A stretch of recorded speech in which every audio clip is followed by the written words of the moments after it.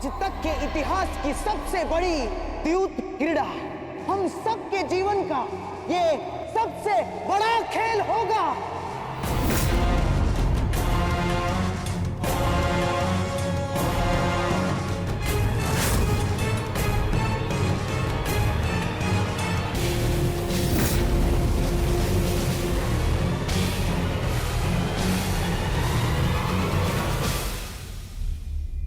मैं आपको वचन देता हूं सम्राट, न केवल आपके लिए अपितु यहां उपस्थित सभी व्यक्तियों के लिए ये खेल अविस्मरणीय रहेगा। आज सारी सभा ये खेल देखेगी और कल सारा संसार इसकी चर्चा करेगा।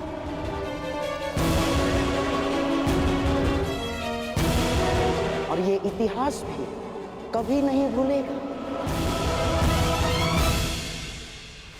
और ना ही भूलेगा द्रौपदी का अपमान।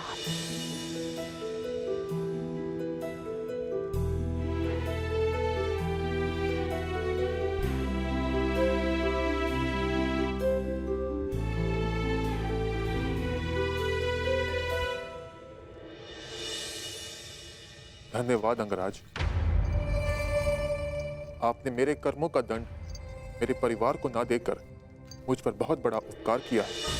मैं आपको वचन देता हूँ कि युद्ध के दौरान मेरा आह्वान करने पर मैं आपके बाण पर बैठूंगा और जिस शत्रु पर भी आप मेरा संधान करेंगे वो जीवित नहीं रहेगा। अब मुझे आज्ञा दें। रुको अश्वसेन,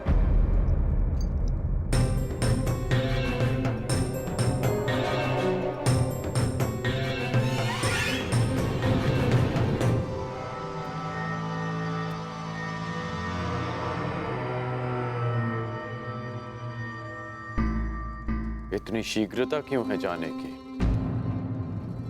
तुम साधारण सर्प नहीं हो जो अपनी भोजन की खोज में निकला और अचानक रुशाली सामने आ गई और तुमने उसे डस लिया। और तुम्हारा निवास स्थान तो भुगत ग्राम से बहुत दूर है। तो स्पष्ट करो अश्वसेन कि तुम यहां क्यों आए थे?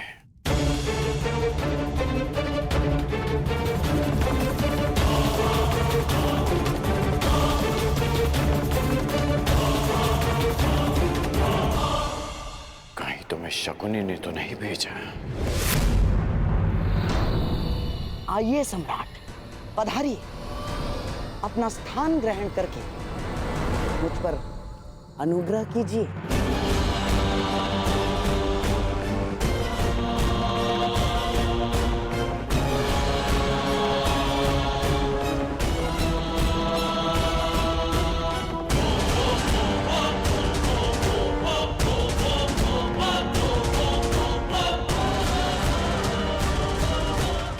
राज शकुनी हस्तिनापुर में पांडवों के विरुद्ध एक बहुत बड़ा षड्यंत्र रचने जा रहे हैं। पांडवों ने खांडवप्रस्थ को भस्म करके मुझे और मेरे परिवार को गृह विहीन कर दिया था।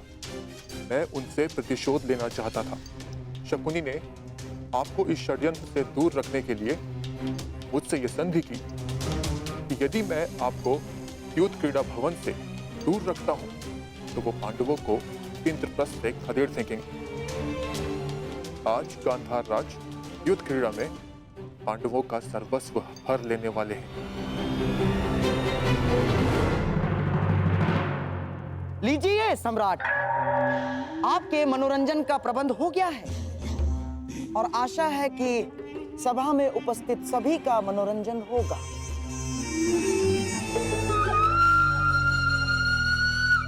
शकुनी, ना तुम मुझे युद्ध क्रीड़ा में सम्मिलित होने से रोक पाओगे और ना मैं पांडवों से छल करने में तुम्हें सफल होने दूंगा।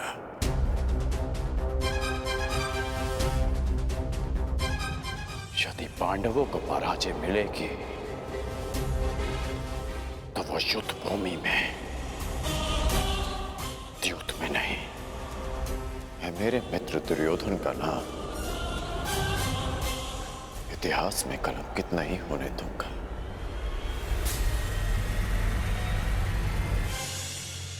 अरे साम्राज्ञी, आप अभी तक द्वार पर ही खड़ी हैं?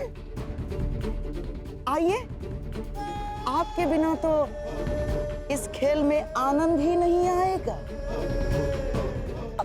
आइए ना। मेरे कहने का तात्पर्य यह है कि आप भी इस खेल का आनंद उठाइए। आओ मेरे भांजो, भीम, नकुल, सहदेव, धनुर्धारी अर्जुन, आओ, पधारिए, पधारिए।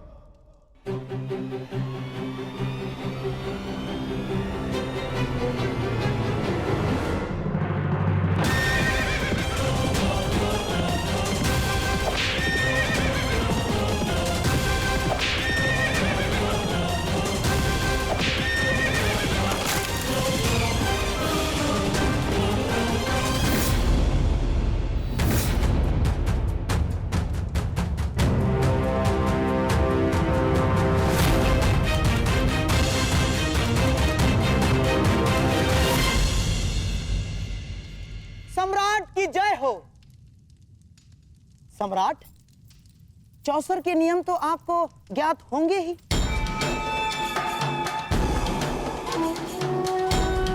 क्योंकि आप तो चौसर के सर्वश्रेष्ठ खिलाड़ी हैं। परंतु हां, यहां उपस्थित सभी माननीय सभासदों में से कुछ चौसर के नियम नहीं जानते होंगे। इसीलिए प्रारंभ से पूर्व मैं एक बार फिर नियम समझा देता हूं।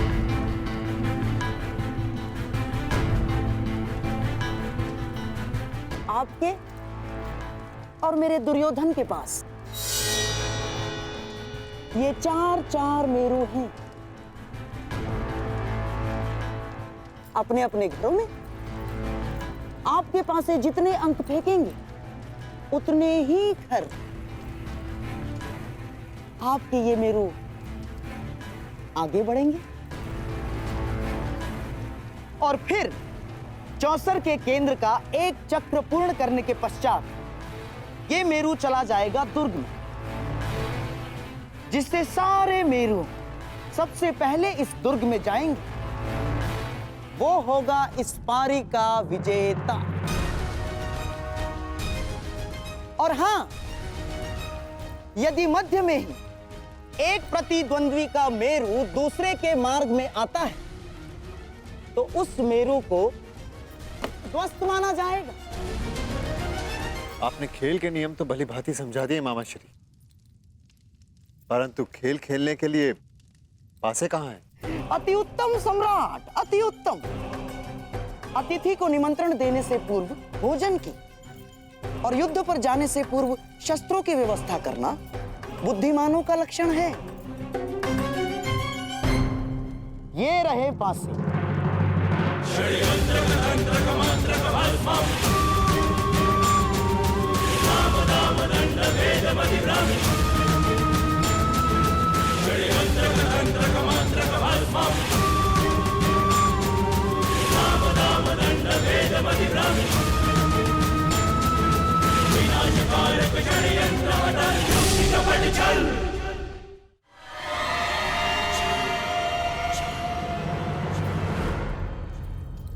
ये लीजिए सम्राट, नूतन, नवीन, अभी तक एक बार भी फेंके नहीं गए, विशेष रूप से आज के खेल के लिए निर्मित हैं।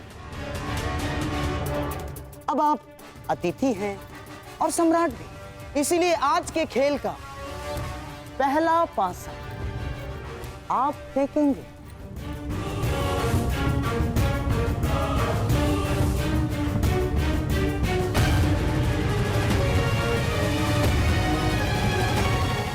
अब तनिक ये भी निर्णय कर लिया जाए कि दांव पर क्या लगेगा।